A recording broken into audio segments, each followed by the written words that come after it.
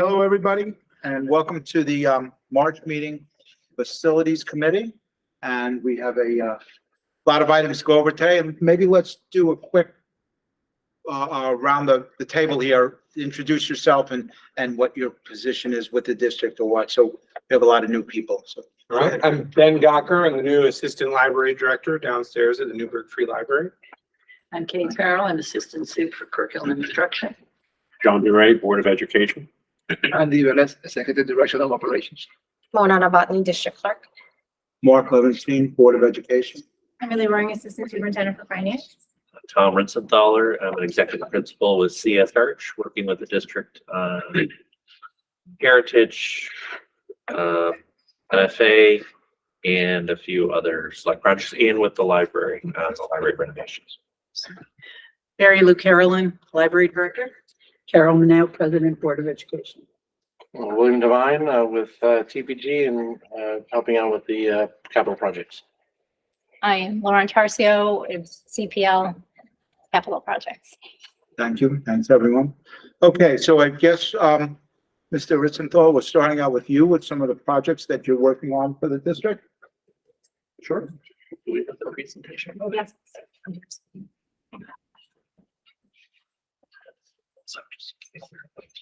Hello. Sorry, I'm late. Okay. We just started. It just started. It didn't even start.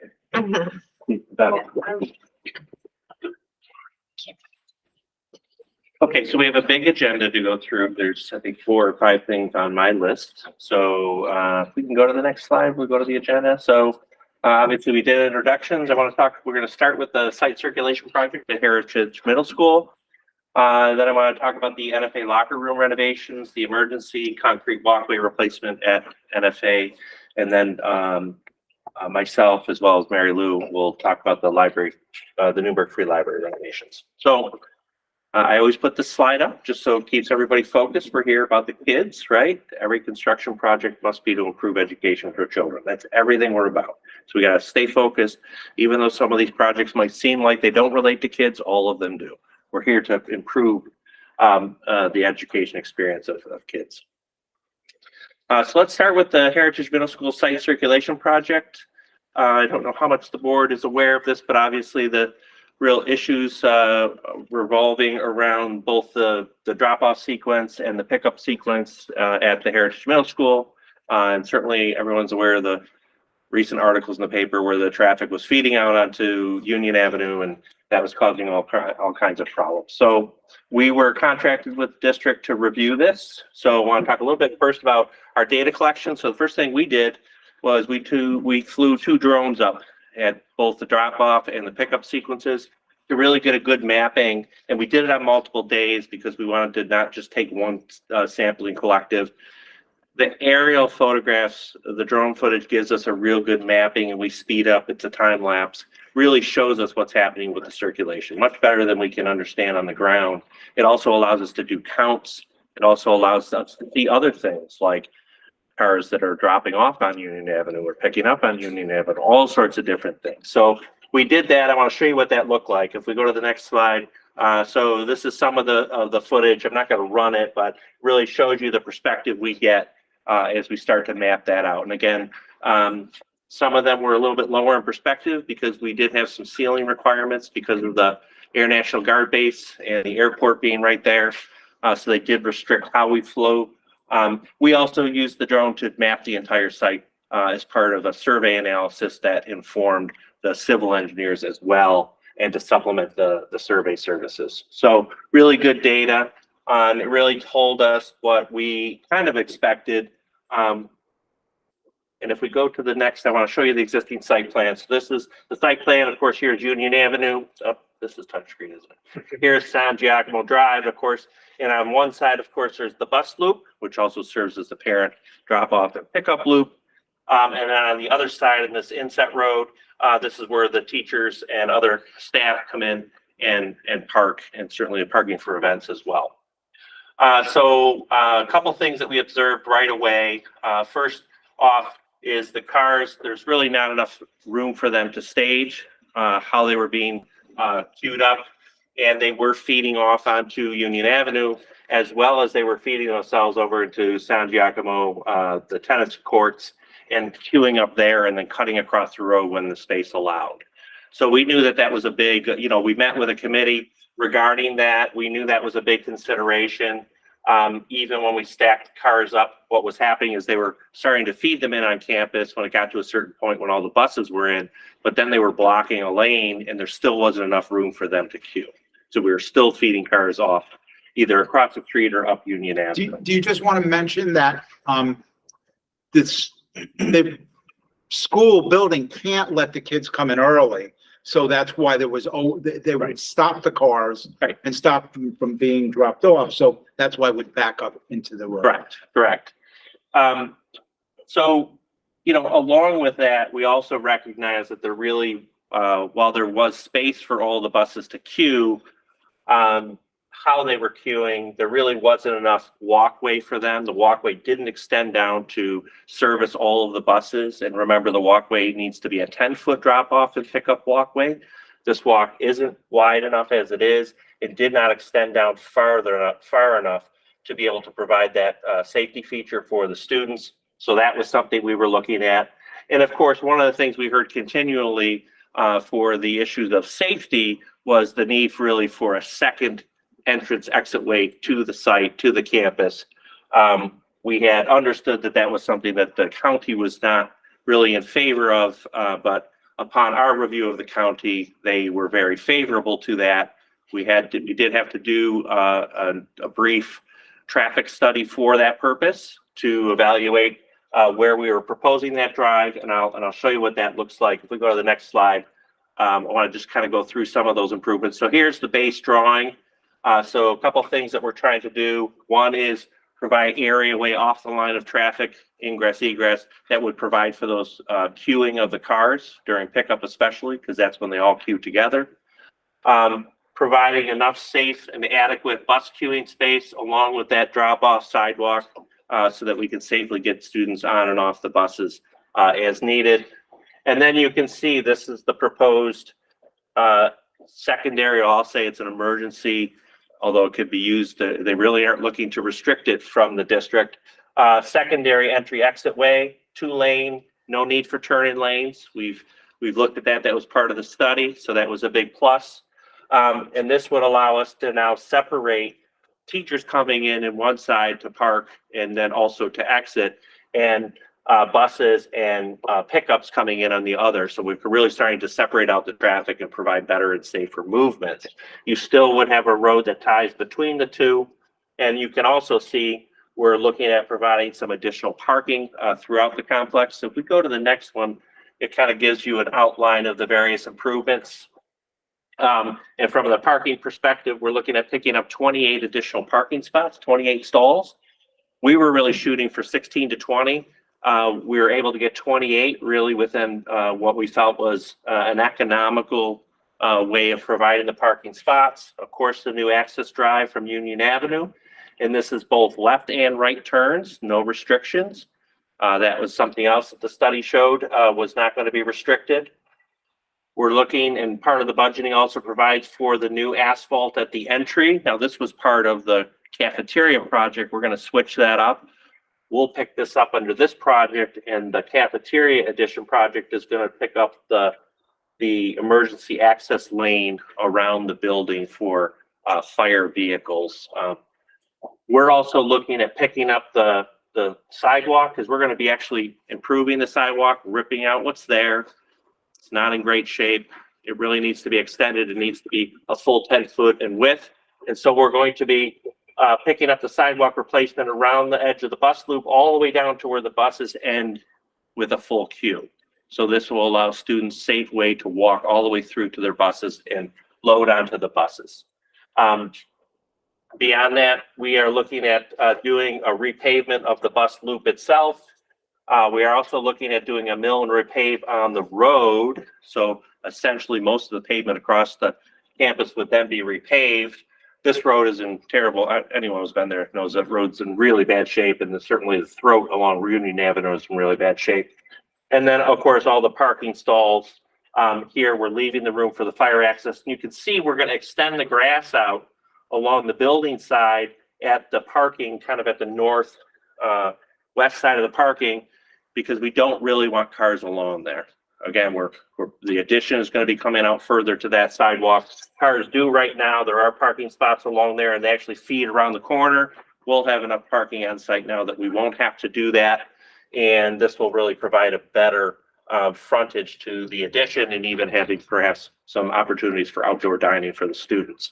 And so we won't have that congested, and that really provides for that nice clear fire lane through around the site and through and then out. I think that's about it. So that's all of the improvements. And then from a budgeting standpoint, we have. But before you go to the budget. Sure. Ms. Mineo? I have a question about the emergency, because that was a big question from the staff at the building, that the emergency vehicles couldn't get in.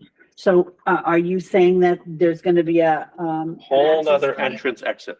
And then campus. there's going to be an So more, now we'll have two. okay, but then will it come around the building at the So bottom? you're correct. So we're going to have, well, we'll have a first full circulation. So you'll still have the existing entry exit. We're going to have the new entry exit. At this point, you're going to have a cross between the two. And then there's going to be through this parking lot, a fire access lane that wraps the building, That's what I was. right? yeah, And so okay. we're having that developed so that it meets the ladder truck standards for the fire department, right? So that's going to come around the building, come through the parking lot, and then can feed out. And that could be used by EMS or Absolutely, absolutely, whoever needs to be. absolutely. Now, you know, EMS or the fire department would have a key, because there would be a gate across, because we don't want everybody making that pathway, because we don't want to encourage a traffic, you know, a traffic pattern around it. Really want around the building, we really want it to be emergency only.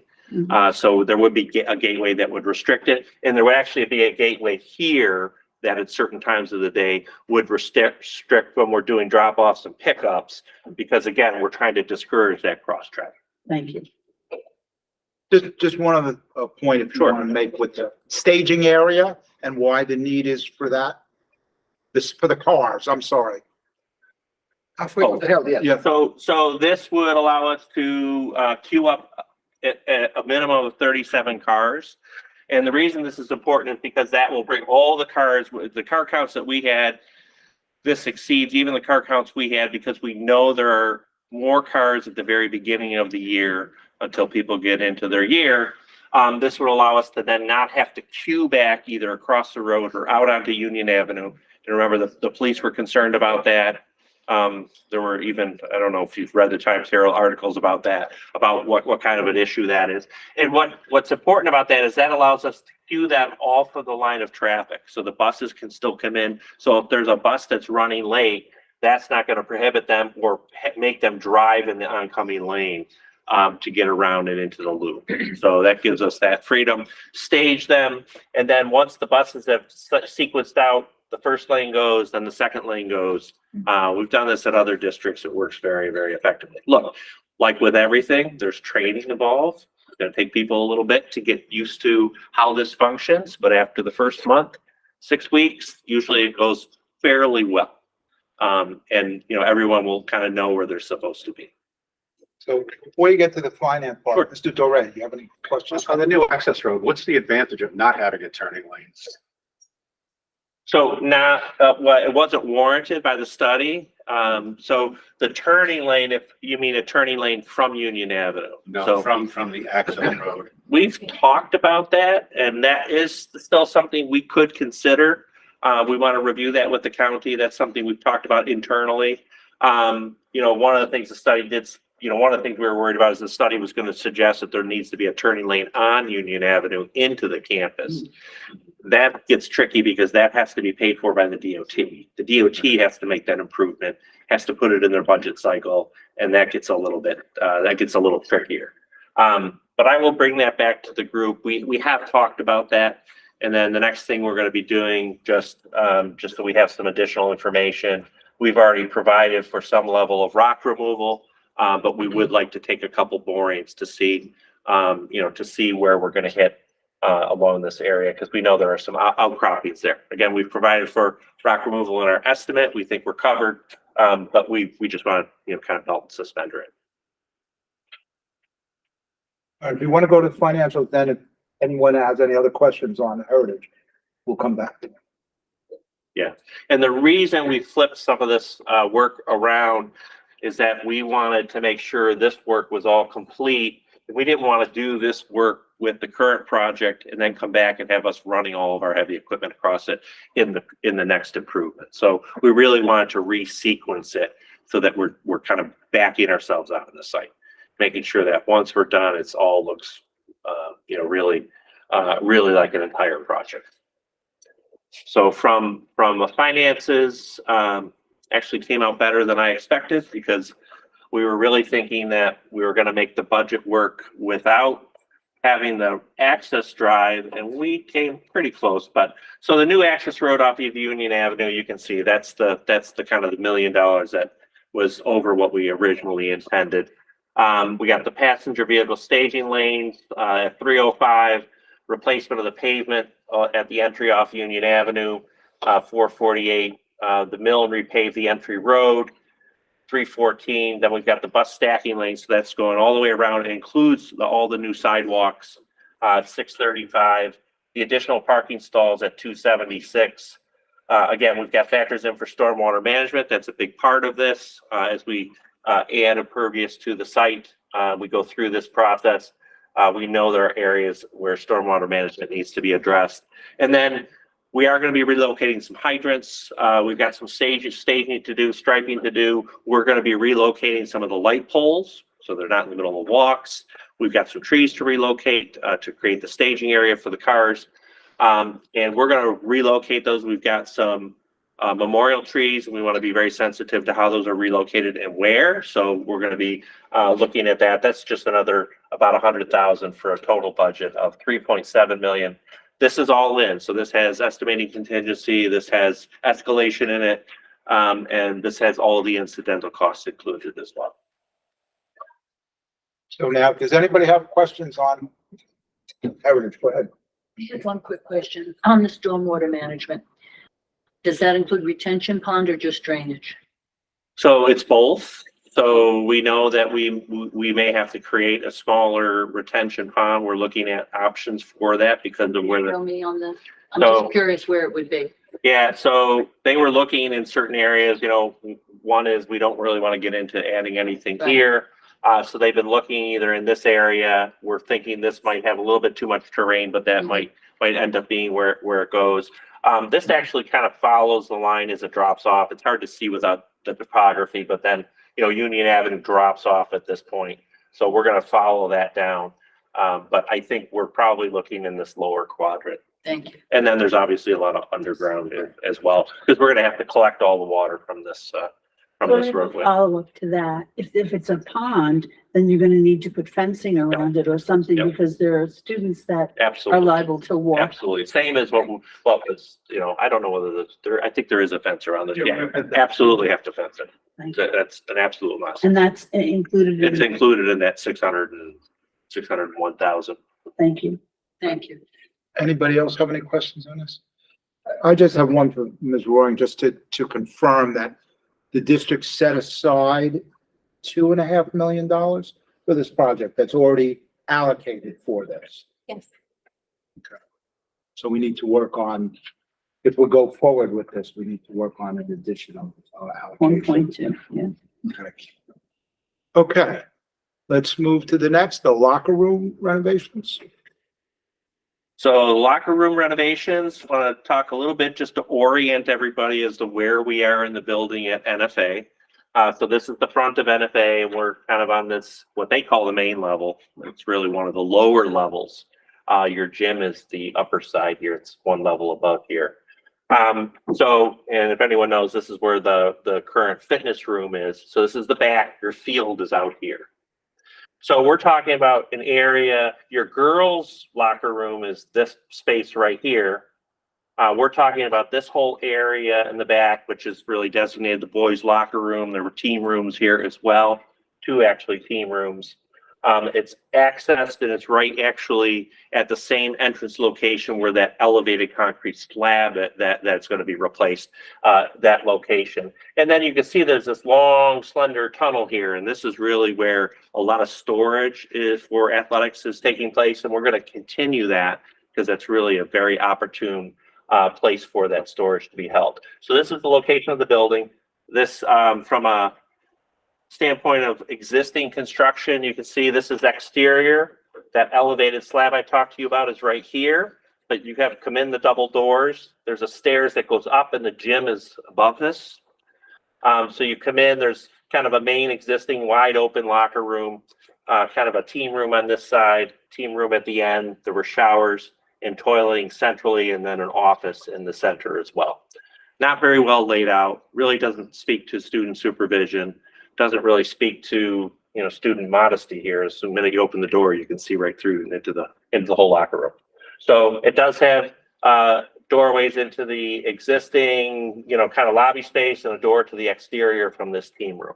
And then this team room actually has a door at the far end. It's blocked over, but there is a former door location there to the exterior, to that little courtyard that's in the back. So that's existing condition. So we're talking this area plus that big sliver that we're going to use for storage. So this is the area we're talking about for renovation. And here we're talking really gut renovation, going in and just, you know, taking everything out of here. Working around this plan really doesn't make much sense for the program that we're talking about accommodating. This area is about, as you can see, 5,250 square feet, another 731 for the seasonal storage area. So just to give everybody an opportunity to see what these look like, you can see they pretty much look like they were constructed back in 1927. You know, everything out in the open, they're pretty much in pretty rough shape. They're in pretty bad shape. Just to give you a sense. Here's one of the team rooms. Here's the shower areas. A lot of it's used as overflow storage, as you can see. They haven't been, you know, touched in a while. So the program that was requested was boys locker room to serve 160 students with toileting, shower areas. Everything we do has to be ADA compliant. So I know it says it on here over and over again. Everything we do has to be ADA compliant. Team rooms for boys and girls. So that was the thing. We're talking about equity. We can't just create 2 team rooms for the boys locker room. We had to find a way to create a team room off the girls' room, locker room, and a team room off the boys. A gender neutral locker room, 2 offices for multiple staff members, really one assigned for the girls' side and one assigned for the boys' side. And then laundry storage with some commercial washer dryers, hanging racks, counter and related materials, and then the seasonal storage for all of the different seasons of sports and athletics equipment. So the program of spaces we came up with, you know, we did work out boys' locker rooms, 3 showers, 6 water closets, 4 sinks, 4 hand dryers, the locker area, 80 locker banks, 160. I guess I can't count. 160. They're 2 1-over-1s. They're 2 per bank, with integral benches in the team rooms. The team rooms are full height lockers. There's 48 in each locker room, so equal. Gender neutral locker room, 11 lockers, 22 student count total. They're 1-over-1s. They're 2 high banks. Administrative support, of course, 2 desks and 4 lockers in each of the offices. We've got laundry storage with 2 sets of washer dryers.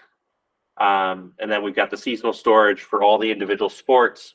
And then we've got some circulation and then passages to the exterior. So we're at that 5,250 plus the 731 of seasonal storage. So I'm probably going to skip this one. So this is the layout. It's black and white. I'm going to show it to you in color so you can kind of see how it's arranged more clearly. So this is the arrangement. So again, we're still working off of that little vestibule where is the stairs that goes up to the gymnasium. So now we would come into the central boys locker room. So again, we're providing a modesty wall so that you can't see right into the locker room. You have to work your way around, so there's no direct line of sight.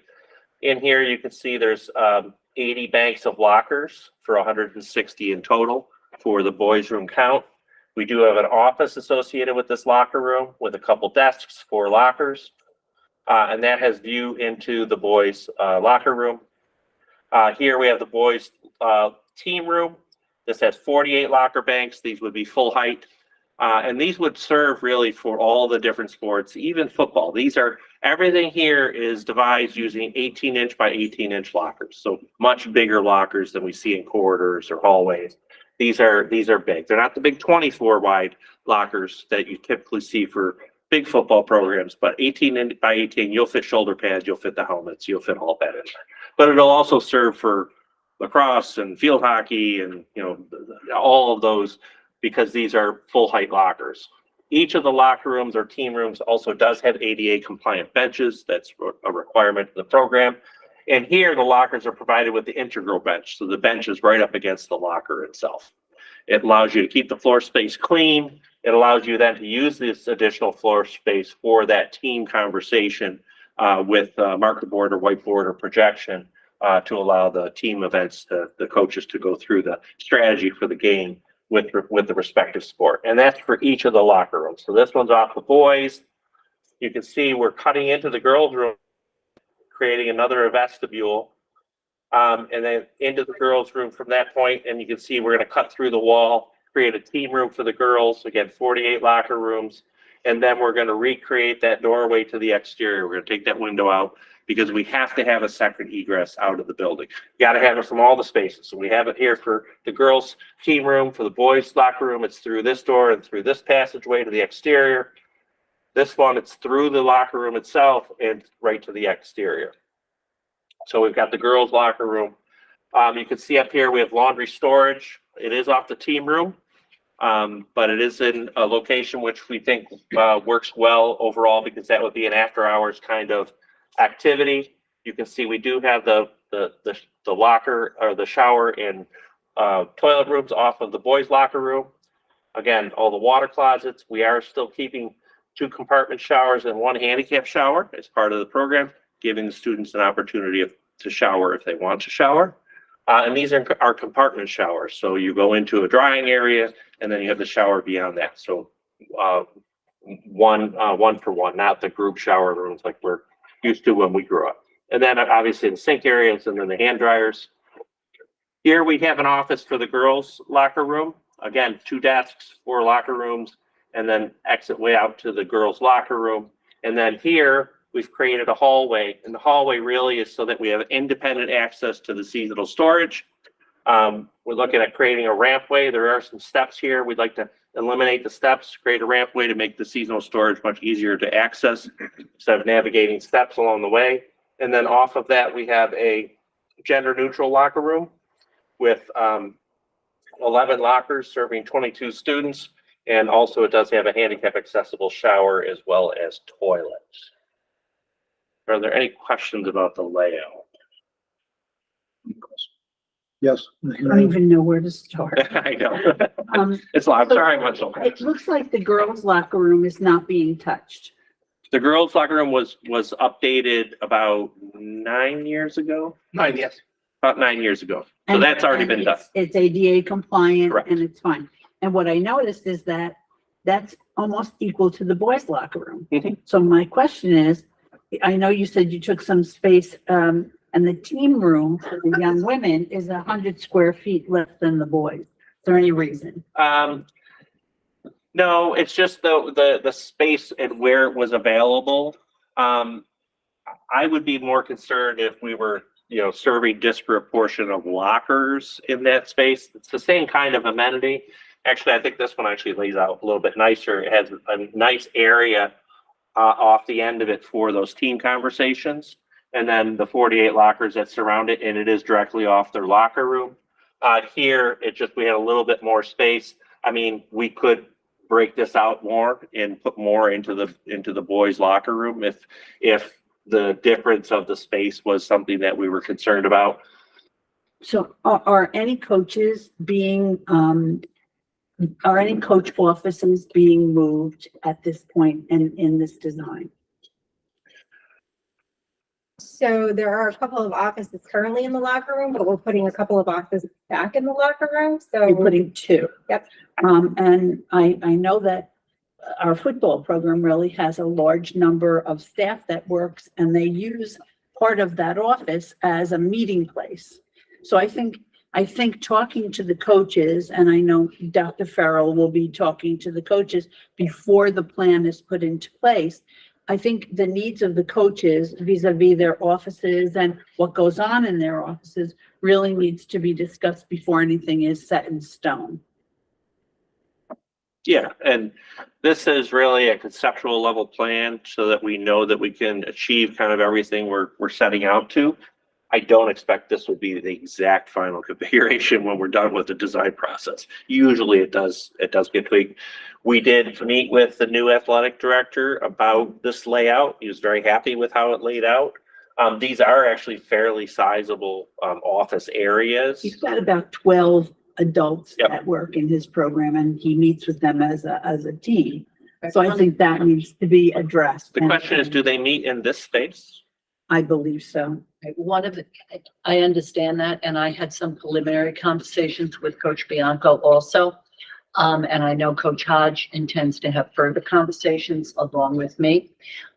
One of the things that we have not had is that team meeting space, which is also going to be a space that I think Coach Bianco, once he sees this layout and has the conversation, will want to also use with his coaches. Not to say that he doesn't need office space and he doesn't need private meeting space, for lack of a way to frame it. But I think that between the two spaces, he will have adequate resources. There are also some other office spaces off the main gym that haven't been touched, that are still accessible. Because the teacher's contract does say that the teachers need a space Yes, with a desk and a file cabinet, yes, so that's within their contract. yes. So I believe the coaches are the same, and we should really respect them and not make grave changes to their working environment without really including them and really getting their needs met. Agreed. The other piece also is, many of our coaches, I understand football, is by and large a year-round sport, even though it's a seasonal sport. Football, and to a lesser extent basketball, also is a year-round sport. But many of our coaches are in and out on a seasonal basis, and their space needs are going to be different, so that we should be able to accommodate space needs for all of our coaches, as well as our phys ed teachers who may need some space too. And that's something we're going to be moving forward. As Tom said, Coach Hodge did go over the drawings a week ago Monday. Mhm. Right, walkthrough and preliminary, but that's the first go through. Again, top down never works. Right. Right, so there will be conversation. Yeah, we Want you. Yes, sir. Carol, also in the weight room upstairs, they have an office for 10 coaches. That's upstairs that they use, and we're not touching it. And so I said there are several other office spaces. We need to look at how they're going to be allocated, meet with the coaches, have that conversation. Because they're the people who are going to be using the facility along with our students. Our students' needs come first, but coaches probably come second. So Absolutely. just a question before, if you have any other ones. No. Are the coaches happy with the way it is now? The other coaches for the other sports too? Or are there coaches that are saying, I don't have the opportunity or the space for my needs and my students' needs? I think there are some coaches who would benefit from having more space. That's a difficult conversation for coaches to have because everyone wants more space. Your sport is always the most important sport, just as your subject that you're teaching is always the most important subject that we can possibly provide. And I want more resources than you have because it's mine. Well, But nonetheless, we will try to meet with the coaches and have it equitable so that those who have not had access will now have access. Those who do have access will maintain their access. well, that's Is that fair? fair, and that building on Ms. Mineo's point, now is the time to do it Mhm. before you start, Exactly. before you start submitting, to SED to see what would be best. Yes. So, And change is always difficult. You know, if you've been a coach or a phys ed teacher using the facility, even though you know that we were not up to code, we were not up to standard, it was sorely lacking in many respects. If you're telling me now that my space is going to be over here when it used to be here, it's going to take a little bit for me to wrap my head around, because change is hard sometimes. But we will do our best, very, very best, So to I have think everyone be pleased. this is the time to get buy-in and get that understanding of what the needs are, so that even if your needs aren't exactly being met, they're being met to the greatest degree possible. I do know Coach Hodge had planned to meet with all the coaches yesterday, but we had our snow day. Mhm. He is out of district, doing sectional responsibilities, tomorrow and Friday. But I am certain he will be meeting with the coaches, and I will be meeting with him and the coaches also at the beginning of the week. Thank you. Yeah, this is gonna give them spaces that they don't currently have right now. I mean, they're not using any of the space in the far back. I mean, it's just really it's a trash collector. This entire room back here is just filled with, so you can't even walk in the room. So it's room that, you know, all this entire locker room, the entire locker room over here is space that's not even being used. But I think there's a way to make the coaches and everyone that's going to use the locker room feel great about it. And that is to include them Absolutely. at this part of the discussion rather than later on. So I just want to provide clarification around the timeline that we're working with and why it may seem like there hasn't been a lot of communication yet. This came up only a few weeks ago in February, and we were asked to try and get something together conceptually so that we could get an estimate together, because we have to get voter approval. And rather than wait until May of 24, we were hoping to do that in May of 23. So it's been a very compressed period of time to get to an initial concept, so that we can get an estimate together, so that we can see if the voters are willing to entertain it. Because if they say no in May, we're not proceeding. So that's the compression that we're navigating right now. We totally have, this is conceptual, it's not final design. But to help with that, you have coaches that are close with their team. Most of the time, the teams look at the coaches as, somebody that they care about them. And those are the ones that can talk and help get this passed in the budget. So I think that communication with the coaches and with the teams also will help you. Mhm. So just a quick clarification before you get to the financial stuff. So it's not part of the capital bond project, which was approved by the voters. It's not part of the emergency staircase repair either. So this is going to be a separate proposition for the voters for just this one item. So, okay, if you want to go over the financial part of this, please. So, from the financial picture, so we've got demolitions, and that's including abatements, a little over 350,000. The architectural fit out, 446. Finishes 610. And remember, these are locker rooms. These are block wall construction. Everything is really built for durability. And the lockers, I mean, we're talking pretty expensive components in a compact area. We've got the related accessories, the partitions for the toileting, the lockers, etc. at 254. Sorry, this touchscreen is freaking me out. The plumbing systems at 211. We've tried to condense and keep the plumbing in an area very local to where it is currently, but we are going to have to do some floor slab removal because it is going to affect our sanitary drops and under slab runs. But we have tried to keep that pretty, if I can go back to the plan, you can see that we've kept it pretty condensed to this upper portion of and that was very intentional. It was very purposeful to make this as economical as we could. Then we've got HVAC systems. Really, that system is going to be, replaced. We got 438. That's why it's a big number. We're going to take it out. We got to create more air changes. We got to make that system code compliant. And then the electrical systems. You can see that's not a big number. There's not a lot of electrical load or requirements in that. in that space. But all total, we're a little over 2.5 million, almost $2.6 million for that renovation. For those doing math, it's like 460 something a square foot. So. Any questions on the locker room? What is the rate of reimbursement on this project?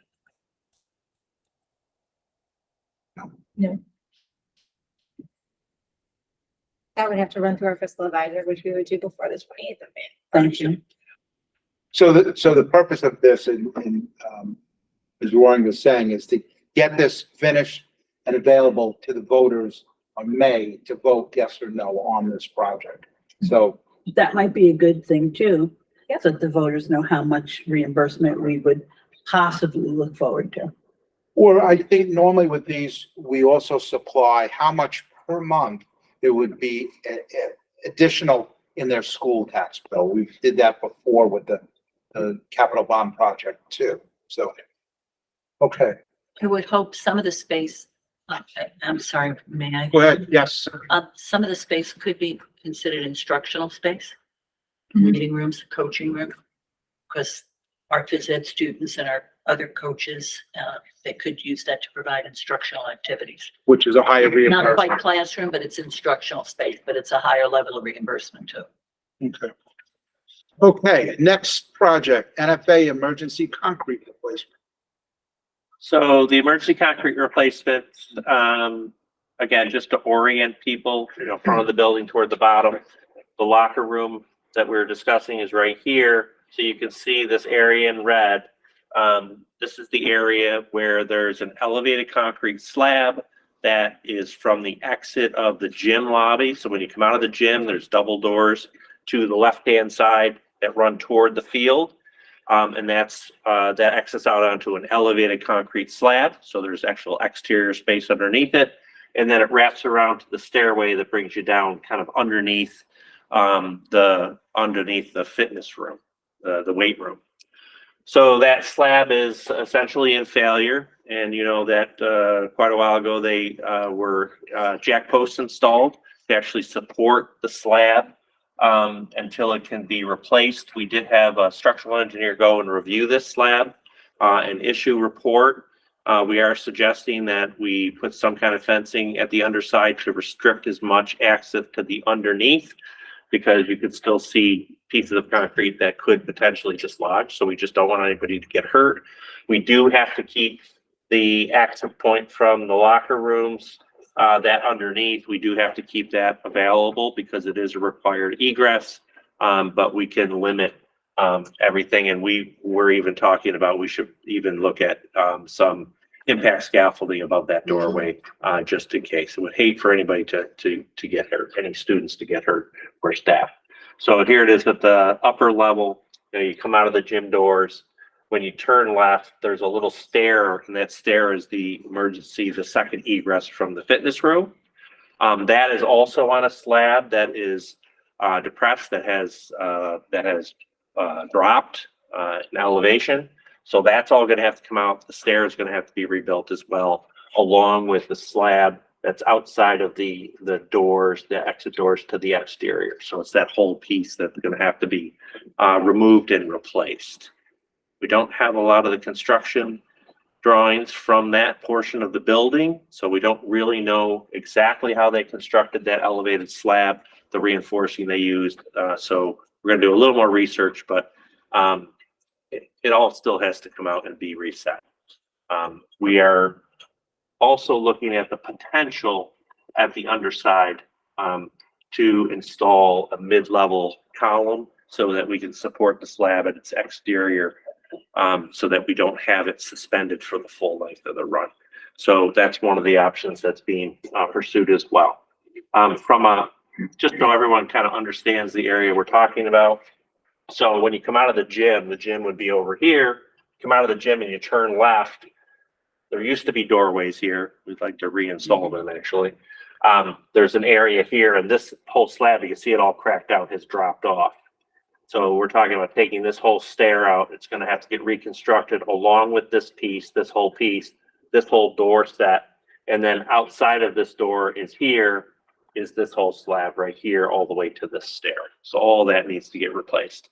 And then once it's replaced, we can not have to worry about the jack posts and move forward. So from schedule perspective, the board did declare this an emergency on March 1st. We're actually in mitigation design for this replacement. We are going to go to the education department on April 3rd. We're not waiting. As soon as we go up to the education department, maybe even sooner, we're going to go out to bid. The emergency resolution gives you the ability to just put it out on the street. Let's get it done because we really want to do it this summer. We don't have to wait. And it's a required egress door, so it really needs to be done when you're not in session. I'm sorry, was there a question? I don't know if I'm allowed No. to ask. No, sorry. We're trying to look at, if SED gives us a quick review, we could get it back in a few weeks, solicit bids in May, but we're hoping we can actually solicit bids sometime in late April. We really want to keep this on track because we want to make sure. Now, fortunately, the type of construction we're talking about is, it's concrete construction. So we're not going to be waiting for long lead time stuff. Hopefully the stair rail won't give us any issues, but I think all that's just going to be shop fabricated. So here, hopefully a lot of this is kind of off the shelf construction items that we're not, waiting for a piece of mechanical equipment. So we won't have those kinds of issues. But we're talking about the replacement from June 26th, which is the first week you're out, to September 1st. And then, the closeout, which is more paperwork and punch list stuff at the end of September. So your original bond in 2019 did include around $675,000 for this work. Right now, we're based on our initial designs. We're trying to evaluate whether this is sufficient funding. Right now, we're kind of thinking it is, unless we come across something that's really strange. And then I'm going to be reaching out to Andy to really see if we could do a deep dive at some of your existing drawings. Maybe we can find something we don't have in our archives. We have a lot of things in our archives from way back in 2004 and 5, but the 27 building we don't have a lot from, which is part of the original construction. Any questions? Any questions, anyone? So I have a question, just clarifying the funding part of this is coming out of the existing capital bond projects. It'll be That's correct. sectioned out, and we're declaring it, or hopefully we can declare it an emergency, that it gets approved right away and able to work on right away. You declared it an emergency, Yes. right? You already did. Took action on that at our March 1st meeting, because that was March 1st. rescheduled. And yes, it was part of the original referendum, so we do not have to seek voter approval to proceed. And so that affords us some leeway with how we bid the project. And the fact that we're not going to wait for SED's approval. As soon as we go up with drawings to SED, I know a little different schedule here, we're going to put it right on the street, take numbers. So just a quick question in regards to safety with this. Is this all inside or all outside or partially? I mean, So to- it's a little bit of both. So that stair that comes down from the fitness, that's actually inside the building. But that portion of the slab has exterior below it, and then half of it is all outside. It's outside above and below. so it has to be blocked off. You're gonna have to completely keep the public out. Yes, Because the public has access to that area. Correct. Doesn't it? right. Well, we're gonna be putting up fencing to block that area. Okay. All right, very good. Yeah. Okay, next. Newburgh Free Library. Super free library. Mary Lou is here with me as well. So we wanted to go through the Newburgh Free Library and what's been done. Of course, the project is developed really in 3 phases. So phase 1 is pretty much complete. We're just closing it out now. That involved the local history, relocation of the local history room, the installation of a tech hub, and kind of reinstating the toilet rooms that were serving the 2nd floor, which really had been kind of defunct. Phase 2 is really finishing off 2nd floor renovations, including the furniture. And phase 3 was the 3rd floor renovations, which includes a lot of work related to the lobby. So I'll just go through each of the phases. So phase 1, local history resource center. This was the initial rendering of the work. Again, as you can see, this really involved creating and moving that local history down. Again, the bigger vision of the library is we didn't want any of those kinds of spaces that blocked views to the Hudson to be in that place anymore. So we're really trying to free up the third floor so that the full view is given away to the public. And so we're really focused on that. And also that has some temperature and light control, because as you know, in these rooms, it's really difficult to see on your computer. Yes. And it's very difficult to control the heat for our archival materials and one-of-a-kind items that we have. So, you know, we have various areas. You know, you got the work area for the program directors. You've got all of the compact storage, file storage, the flat file archives, and everything that's in the room, and really more of it, more high density. You know, certainly views in, you know, we really want people to see it and be curious about it. It is about our local history, so that's important. And then there's table and chairs for visitors so that as they look at the collection, they have a place to be right within the space. And then, of course, if you haven't been down there, this is what it looks like today. So really is, you know, really blends in well. It's a good use of space. This, you know, people don't remember, this used to be just rows and rows and stacks of full height stacks of books. We did a lot of necessary weeding of old volumes, and we relocated approximately 12 shelves over to the far side of the second floor. So, and they're still accessible, but we consolidated a lot on the other side of the floor. But this now makes this much more accessible. It's easily seen. Now with the decals on the windows that say local history, people know what it is. They come in, ask a lot of questions. It looks really nice, and we're excited for everything that it will be, because we really do want it to be a resource for the community and the kids, like to do field trips and do research on their families, where the house that they live in, all of that is accessible. This space in general also ties into the future phases of the work, because now that local history room is going to be utilized as swing space as we start to approach other phases and make other improvements. So it really did kind of pave the way for the rest of the program to move forward.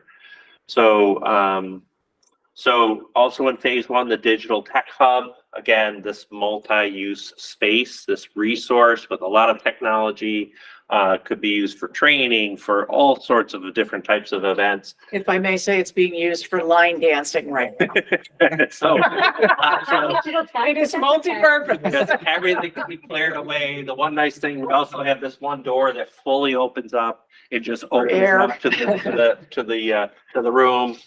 You can see it's really just based on a lot of flexibility with a lot of different capacities. That's what it was meant for.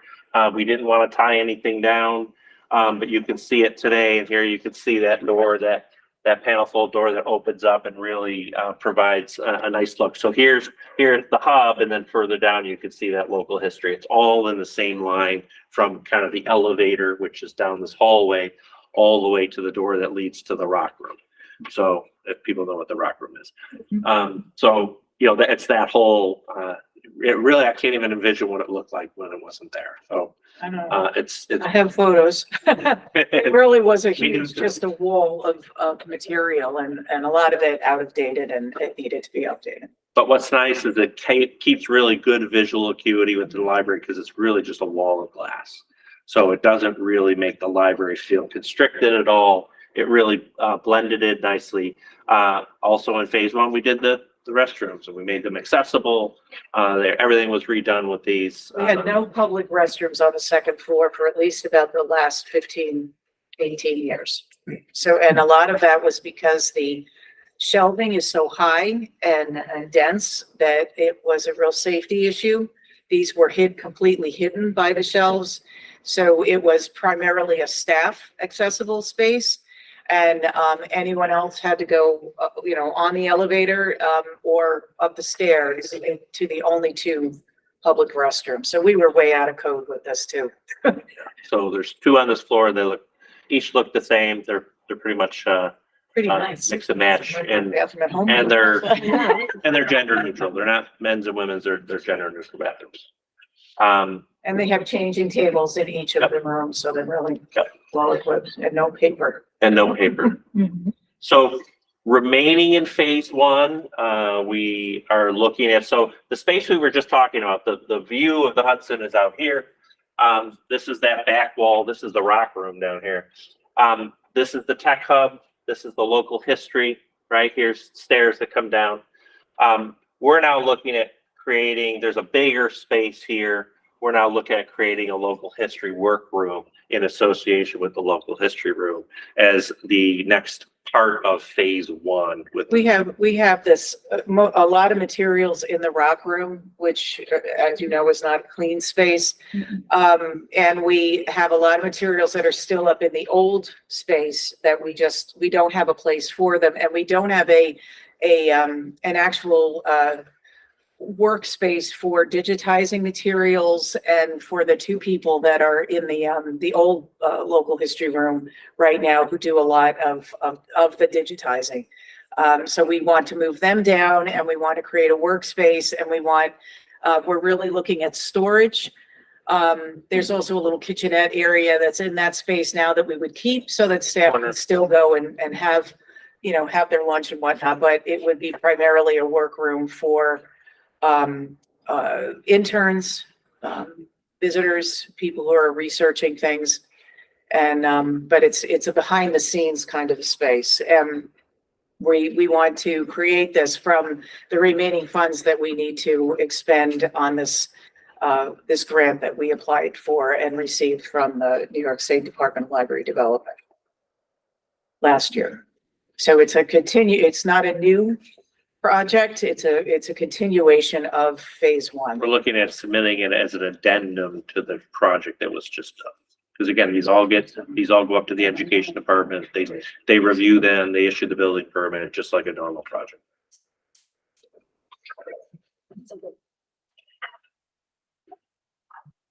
But now let's talk about phase two. So phase two, again, is to do the fit out, the remaining portion of the second floor. So a lot of that is furniture, but a lot of it is also creating these small workroom opportunities for people to be able to do independent work. And some of them are offices here, the bathrooms that we just showed you that were done. Again, the tech hub is here, the local history is here. And again, a very different layout than the way it is approached right now. So this would be proposed for an application in 2024. It's not for this year. We don't have the time or the money. It's on your wish list, this. It's a wish list. Okay. Yeah. The first project, I mean, the additional, the build out of that room is going to be 215,000. That's on the sheet that I provided. That will complete that grant, that application. Yeah. And that's and then we'll receive the remaining 10%. And then that fund will be completely closed out. And then we apply for the state again. And now it's August 1st, which was changed. So that made it even more condensed because with the board meeting in the summer, it makes it, that we have to do all of this in the spring. And so this has got to have some time. We need some time to work on this. And as phase two is a big piece of it, phase three is really where a lot of the change happens. So phase three is envisioned to remap the third floor. So here's the hole in the floor down into to the second floor. So now if everyone's familiar with the library, the children's It's really section an atrium though, not a giant hole. yeah, it's an atrium. I call it the giant hole. Where we'd like to redevelop that's there. But children's is right here right now. We're looking at moving it, children's, to this section. Now, this is where local history is currently, and there's rooms along And here the admin again. office. And the admin office, we're talking about taking all that away. And again, full view now of the Hudson is throughput. Much longer term, we had also talked about accessing that roof as a roof deck. Because it's a shame we cannot use Everyone that who roof comes deck. in my office says, this should be a deck. Yeah. It actually was So- in the Palatine Hotel, these were decks Yep. that looked So- out. We had proposed that in the original scheme, having a railing about 10 foot in from the edge, but being able to use that, it's a significant amount of space for outdoor space, doors right off of the right off of the space. I mean, it's just, it's an incredible opportunity when you look at the vista. You know, it's, why wouldn't you want to go outside on beautiful days? But Yeah, so this is another way of utilizing the lobby in a much more productive fashion. It would actually enable us to close off the lobby space so that the public could access this space after hours. There would be restrooms right off of the lobby, and then a community room right off of the lobby. So this envisioned, new ideas. if people know this wall right here, you know, people know is just a block wall, but it's not structural. So the vision was to take this wall out and really replace it with some translucency, with some, you know, storefront glazing all the way except for the bathrooms and even into the community space, which is accessed off of the lobby. And then the toileting itself, some other offices. And the offices currently, the backup house for the library is here. That would be moved to here, a much nicer space for them. This has upper windows, which would actually give them access to exterior light. This is much nicer and what gives us the opportunity to mix in community use space off of the lobby. You know, put those toilet functions in where they don't exist now, and then circulation would move across and be located in this. We also talked about potentially extending the library cafe and making it a little bit nicer size than it is currently. So that's the longer range of plan of what we call phase 3. That's great to have this vision that you want to try to strive to get to, looking for funding and having the plan accessible for that. So That's the next project. That's Yeah, so we will be, please come down and visit, because we were excited that the rooms were completed within the year. They were booked before we even said they were open. We just had to, have the space accessible. So, they look beautiful. They're already, being utilized for our technology workforce development project. And those classes start next week. And, but we would love to show them off. So come on down and check them out. We do have a ribbon cutting on April 27th at 11 o'clock. Yeah. we'll make sure the board members know. Oh, absolutely. Yeah, We'll get you the it's gonna be- invitation for All sure. right. Does anybody have any questions? Mr. Dory, you have any questions on the library? Anybody else? No? Okay. Thank Very good. you. Thank you. And thank you for the 4 presentations of the Yeah, project. really. They'd like to get on with the rest of their meeting, Tom. Yes. Do you mind if we head out? You can head out. Thank That's you. fine. Thanks, Anita. You And, suffer through our I presentation now. know. There you go. You're And I right. apologize to you guys that we're starting so late. Okay. So, we have, project updates, capital project updates that we're working with, correct? Yes.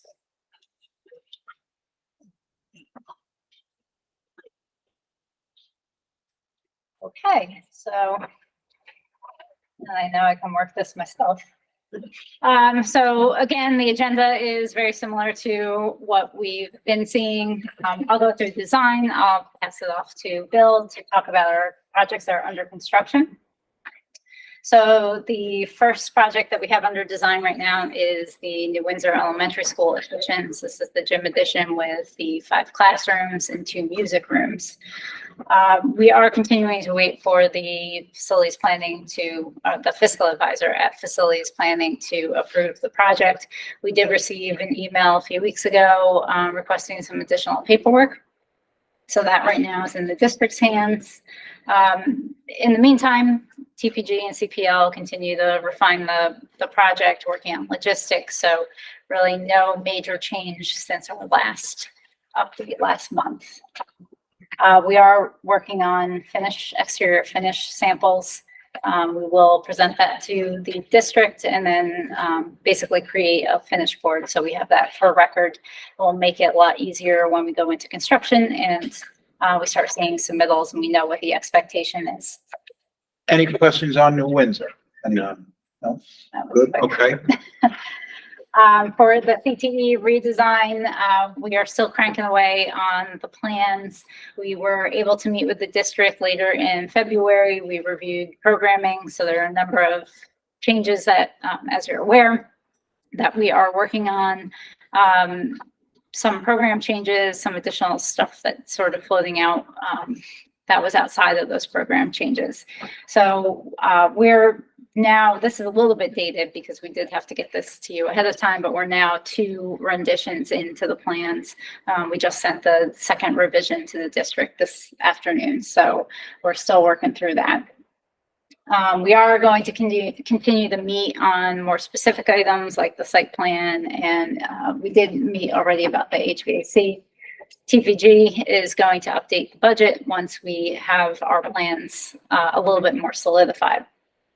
So something to note is we are discussing with the district a shift in schedule about 3 weeks. So we have struggled to get together and have a meeting to discuss programming. So that took a couple of weeks, and we still have some additional changes that are being requested above and beyond the original changes. So we're still working through that, but that is the proposal on the table now. Shouldn't be any major change to the overall project schedule though. But we did want to go through some of the changes with you guys. And again, some of these plans might be a little bit dated because we are going into the next rendition. But with the plumbing program, this is the original layout, which included a distribution program. The distribution is here on the left. We had the HVAC shop on the right. It was discussed that distribution was no longer needed. We could reduce that to a loading dock, and then we wanted to add a plumbing program. So the new layout absorbs the space from distribution, a little bit from HVAC, split the difference, so those shops are pretty much equal in size. We're providing now in the plumbing shop a series of workbenches, a couple of stations that the kids can learn at. So like a mock bathroom, for instance, that kind of has open plumbing that the kids can work with. Kind of similar to the HVAC shop, we're doing a similar setup there. With animal science, again, this is an older, an older layout, but we had animal science and biology. This was a space that was formerly a health and foundational fitness space and other health sciences spaces that have been eliminated. So there were 4 classrooms here, and then the health and foundational fitness space on the end there. That is now going to become a biology lab, and then the other classroom spaces is veterinary technician and the grooming program. So the 2 separate spaces, very related, they communicate to each other, but they're 2 separate spaces, and they have a shared storage space amongst them. And then it made sense to put the biology lab right next to it because veterinary science and biology are very linked as well. So the students in vet science can always migrate over to the biology lab and kind of share those services there.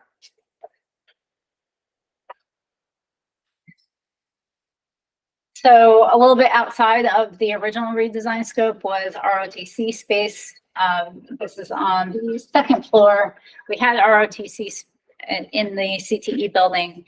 The district then decided to keep that at NFA. So there was no longer a need for it here. There were a couple of other storage spaces that that encompassed ROTC, so we eliminated all of those. And now they're 2 general purpose classrooms. And this is all in an effort to keep more open, flexible spaces that we could have general purpose classes in. So this is now intended to be more of a full day high school type setting as opposed to a strictly CTE building. The architecture and engineering lab, that there was a request to sort of combine those as 2 separate spaces previously. Now we're going to combine them into one, see if we can realize a little bit of square footage savings in doing so, and maybe add that to other spaces. The facade has come along a little bit. So this is your main facade when you're looking at West Street, looking from West Street. So this is your main entrance. Your bus loop would be right here. And then this is a secondary entrance. So what you've seen these elevations before, but we wanted to make sure that we were being cognizant of the neighborhood and the adjacent buildings. So this is a little bit of a nod to NFA Main, the same kind of brick color, the brick tones is a tan. And we also grouped the windows together so that they were very similar to how the windows are grouped at NFA. So there's a visual connection between those buildings.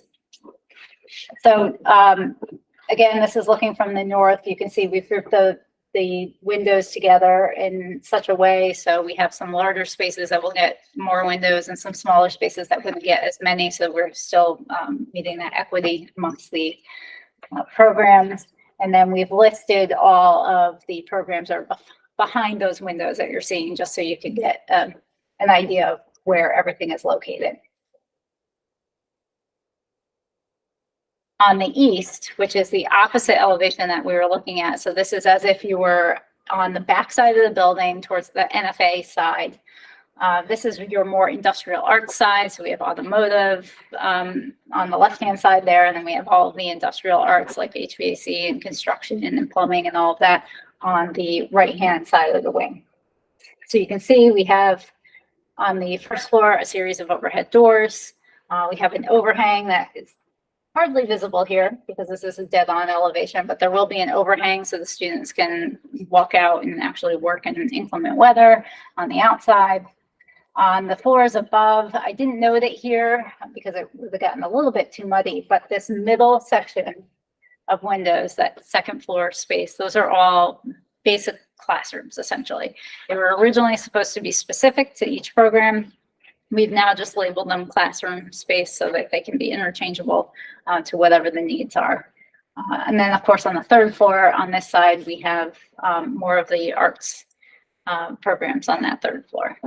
Lauren, can I just note there that part of the reason why we changed the nomenclature on the second floor is that nothing specific was required for those instructional spaces. Their specific requirements are met in the lab spaces on the first floor. So they can be more broadly used without any disruption to those programs. Right. Just a quick interruption then. If you're putting in more classroom spaces, correct, in this version? I don't know that we're putting in more, but we're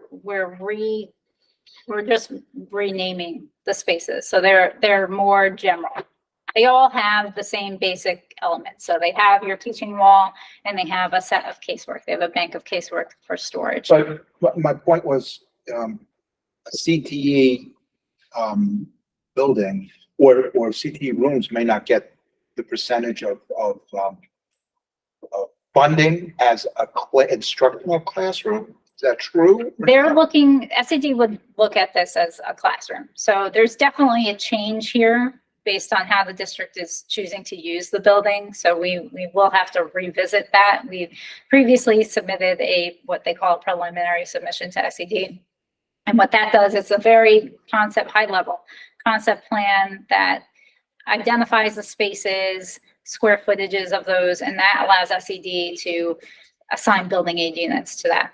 There's also a document that goes along with it that's more of a narrative about how the district intends to use the space. And the push back then was Newburgh is not a component district to any BOCES. You guys really needed this separate CTE building. I believe we will end up having to revisit that with them now that this has sort of changed and it's now becoming more like a third high school. With the customized spaces for some very specific CTE programs. Yeah.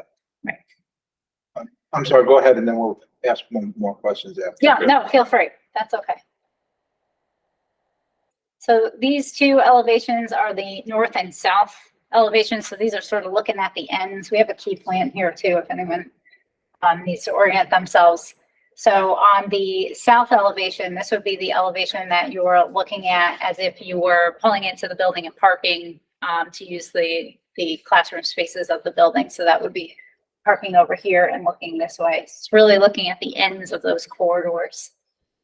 On the north elevation, that would be the elevation that you're looking at if you were to pull in from West Street and park to use the gymnasium. So here you've got a full view of the gym. We have a couple of this is really circulation space with the cafeteria on the lower level. And then what you're seeing in the background is just that angled wing of the industrial arts.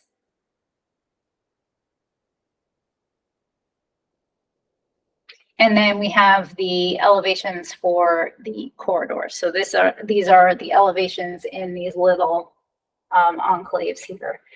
We have single-sided corridors instead of double-loaded, but you would be a more traditional high school. So one side of the corridor will be, on an exterior wall. So that's what you're looking at here. And previously we had a curtain wall, so full glass on that side. The district took a step back and looked at that and, had some concerns about security. So the request was for punched openings. So we've reduced that glass significantly. And now we just have this very nice rhythmic pattern of punched openings on that corridor. So that's it for CTE before we get into construction. No question. So the only question I have, and maybe it's more from the drawing, is the plumbing and the animal science are new programs, correct? Yes. To the district. Yes.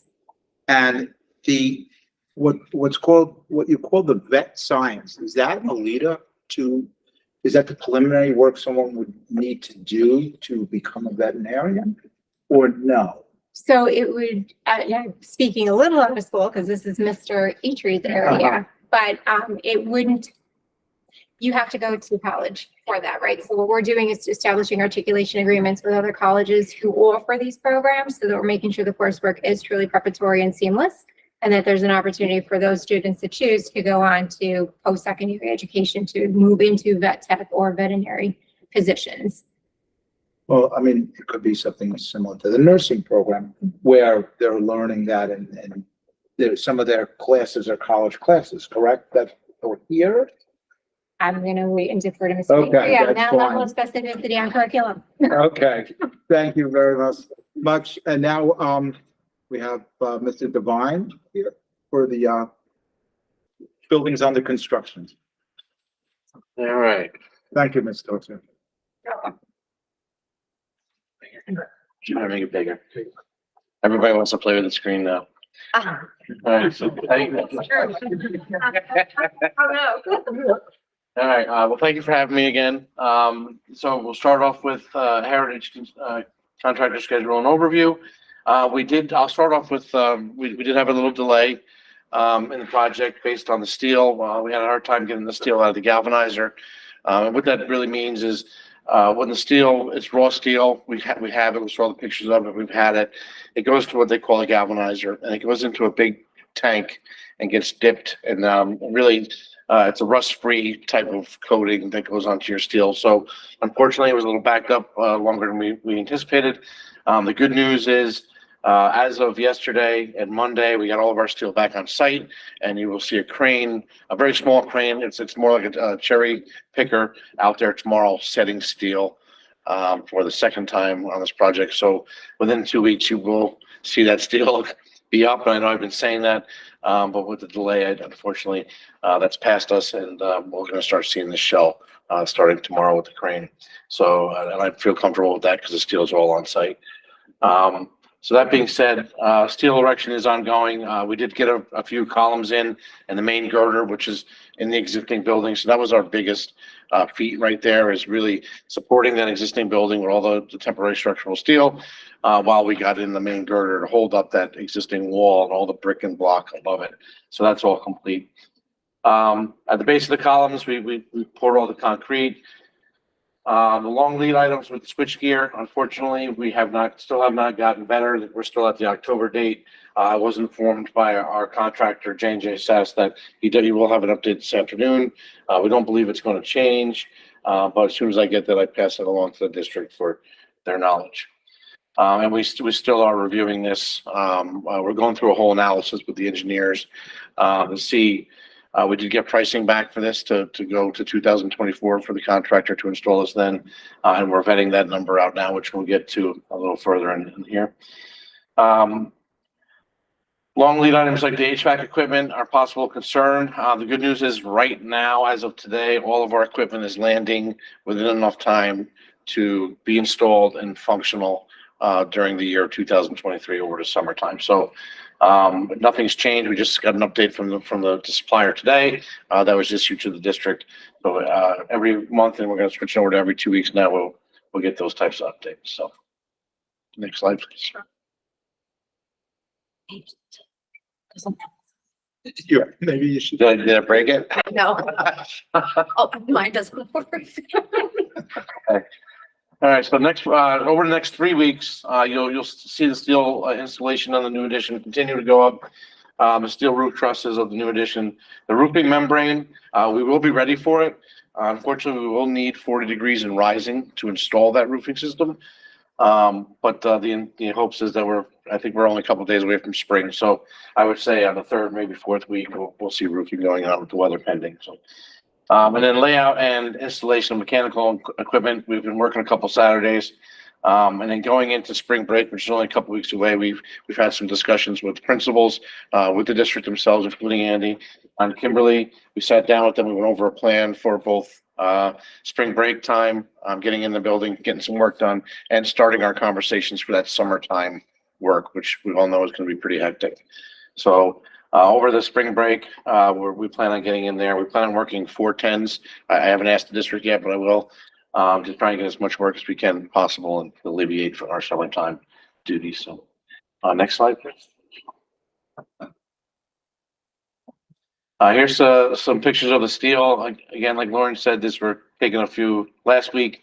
As of today and Monday, we have all the steel there on site. So you can see it starting to come in. Next slide, please. So here's the steel that we did have progress with. We were able to get the columns in, and what you're looking at on the right-hand side is that temporary wall going into the cafeteria, and then the exterior wall. This beam right here is very large in nature. If you go out there, it's pretty impressive, and it's holding up the exterior of the building. So next picture, please. All right, heritage contract values to date. Total approved change orders. You can see here, mechanical, general construction 0, mechanical 3,800, and then on the electrical side, we're at a credit of $1,900. Current contract values are, as you can see there on the right-hand side. Next slide, please. Allowance uses to date, same thing. You can see here on the left-hand side, this is where we started with. That's what's in their contract. To date, we've released $12,000 for the GC. Roughly $9,000 for the electrical, a total of $21,000. And on the far right-hand column, you can see what we still have left in that allowance, which is built into their contract. Next slide, please. Change proposals that are under review. A couple things here. The manual blinds we've sent to the district. I believe they're pricing it out with state contract pricing, comparing them. The additional fencing was a request to get some fencing around some of the like the new transformer that's going on and some of the condensers that'll be sticking out there. This will go away. This has been rejected. So you'll no longer see that. The door and hardware finish upgrades. The new roofing over the kitchen. This is another one here that's not necessarily going to be inherited by the project, but while the contractor had his roofing guy up on the roof doing test openings for the future equipment and the curbs, we found that the underneath the roofing layer was wet. So we notified Andy. The contractor, offered to give a price for it to have it fixed. So we did. We just provided that to the district that can help if they were decided to replace it in the future. At least they have a price they can compare it to. So that's that. Next slide, please. And current change orders under review. The switch gear that we discussed, this one's being vetted out by the engineers, making sure that everything we're hooking up and for temporarily for the summertime is what we need. And then as a small dollar amount here, $6,600 for additional camera cabling that after we sat down with the district and their team of security and IT, there's a couple of extra cameras being requested in the cafeteria. So I believe that's it for Heritage. Any questions on Heritage at all? No? Okay. Go ahead with Sales Gate. All right, so Vales Gate's been sitting idle for about 4 or 5 days now, unfortunately. As we discussed last time, we had a design change inside, some room changes, layout changes inside of the building. We are still significantly ahead of schedule, about a month, ahead of schedule. I think I said head, right? Ahead of schedule with this project, so the little bit of downtime that we're having ultimately doesn't affect, that portion of the project. Which is good news, but we're currently getting prices back from the contractors on the redesign of those spaces. We expect the delivery of windows tomorrow, and the ductwork is being fabricated. So we will be picking up work again inside the new space. The exterior facade is complete. Window blocking is complete. The roof curb blocking is complete. And then this is the bolt that we discussed about the changes that we're waiting on pricing for. So next slide, please. So the planned work for the next couple of weeks, window and door installation, which are showing up tomorrow. The roofing, weather permitting. Andy and I had a conversation about the roofing up there. So what you see up there now is you see a dense glass base and a temporary rubber layer, just to kind of give the space some sort of dry environment for us to work in. And then once the temperature gets to 40 degrees and rising, we come in, we install the insulation and the permanent roof, and everything's capped and watertight. So, and we will, so this roofing system here, again, discussed with Andy, we have the manufacturer who gives you that warranty, which is Carlisle. We have them come out, we have them do an inspection on that roof, because ultimately they're the ones giving you that 25 or 30-year warranty. So we'll make sure that takes place. The ductwork, again, is being fabricated. So we expect that to be getting installed in the next 3 weeks. And then with any luck, if we can get the pricing in, vetted quickly, that's our goal, and approved by the district, we can finish the interior walls of the individual spaces. So next slide, please.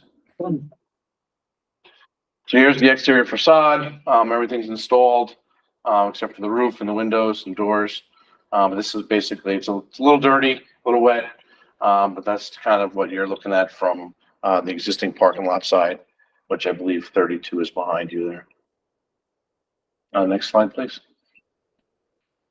So here's a picture of that temporary roof system that we talked about. It's basically dense glass, which is, you see that on exterior a lot of buildings, the big yellow boards, which is a temporary layer on top just to help keep the water out of the building. Next slide, please. All right, Vales Gate, approved change orders to date. Under general construction 0, mechanical is actually credited to 504, electrical 14,000 and change, and site work roughly $5,300. And on the right hand side, you can see our current contract values to date. Next slide, please. So allowance uses to date, general construction roughly $34,000, mechanical 0, electrical 6,000, plumbing 0, and site work roughly $4,100. And again, on the right hand side, you can see the balance of what's still left in their contract for the allowance. Next slide, please. And current change order proposals under review for the general contractor, sound block in the amount of $2,200, electrical construction, music room exit door, additional air conditioning. Not sure how to explain this one. There were some rooms inside the existing building that were not called to get new HVAC equipment. The district asked us to price everything out and make sure that the building was up to date all together at once with all the mechanical equipment. So that's the electrical portion of the new equipment, which we're currently vetting out. So, but the number we put there as a placeholder. So I believe that's it for. Next slide. Oh, for our site work contractor, the transformer screening, we were able to get a better price on that negotiating. That price went down from 12,000. I think that's what the district, I'm not sure if that was what we're going to do there. The asphalt millings, temporary parking lot, $26,000. The bio retention pond alteration, this is something that we're vetting out as well right now as we speak, for $14,000 and change, for a potential impact of $49,754. Next slide, please. And that's it for Vales Gate. Any questions for Vales Gate? No. All right, guys, thank you very much. I Thank you, guys. apologize for the lateness. No worries. Okay. Now, thank you. Now, Mr. Velez, we have a couple of, things from you. Item 1.6, I want to give you an update. The window work in NFA, we received the windows. It's scheduled to be done the week of April break, starting on April 4th. We're going to install, it's 15 window openings, for 22 windows. The cafeteria window is an opening with 2 windows. We received the windows. I'm working with Ms. Roy right now on a bid for the asbestos abatement. Because the outside of the window, that's still with the bid that has asbestos. So we have to do that removal. We are still hopefully on target with the abatement to get this work done. We'll find out more next week. Like I said, the window, the glass is in. There's a trailer coming to NFA next week with all the windows. Right now it's in Syracuse. That's where the contractor is. So they're going to deliver the windows next week to us. The next item is I'm working with Ms. Lazarski. She is replacing serving lines in 5 of the schools. The schools that we're going to replace are small section of Fullertown, Garnetown, Guinea Avenue, NFA Main, and Vales Gate. We're coordinating this work because all the serving lines, well, the small ones are going to get done at spring break, NFA in the summer. We had to demo what we have there before the new one. So what we're going to do is the Saturday before Friday and Saturday before spring break, we're going to bring our guys to take all the equipment out in one of the schools so they can start working on that. And then Monday and Tuesday we take the other 2 out so they can install it. We already started the electrical for the new equipment. Garnetown is done and we're working in Palmer School. Kid is going to be next. This is all being paid by the cafeteria funds. So Ms. Roy can explain more about the finance part. I'm just the mechanical guy. We are hoping, well, we are on schedule to get this done by Friday. Look like we're going to open Friday during spring break because all of them are going to have access to one school and we are going to finish this project. So I have people scheduled to work those days. Yes, as far as equipment you have, it's all gonna be delivered on time, things like that. They have everything scheduled to come in, yes. Okay. It's going to be here the week before spring break. So we're going to have a couple of trailers around the schools with equipment. So just a comment that in buildings that this work has been done already, it really looks fantastic. Seen the worst? Yes. I haven't, no, oh yeah, I did go to the park. Yeah. So it really changes the outlook of the cafeteria, whatever, when it's updated. NFA is going to get done during the summer because it's extensive, it's huge. But when we finish that, they already started with the painting and you can see the difference inside the cafeteria. Mhm. It's going to be. Well, you have multiple cafeterias, Yeah, right? 3 cafeterias. So you're gonna do work in all 3 or? Yes, the plan includes all 3 at NFA. Oh, okay, so that's gonna be a project. This summer school is going to be in NFA North because we're going to make a lot of noise in NFA, taking all the equipment out of the Oh, equipment. okay. So yes. Okay. So we are going to go into executive session for Purpose of discussing the implement. discussing the purpose of a particular vendor. So, Mr. Dore, if you can hang around for a little bit. I think you're gonna throw me out. No, sorry. You wanna- You wanna go there?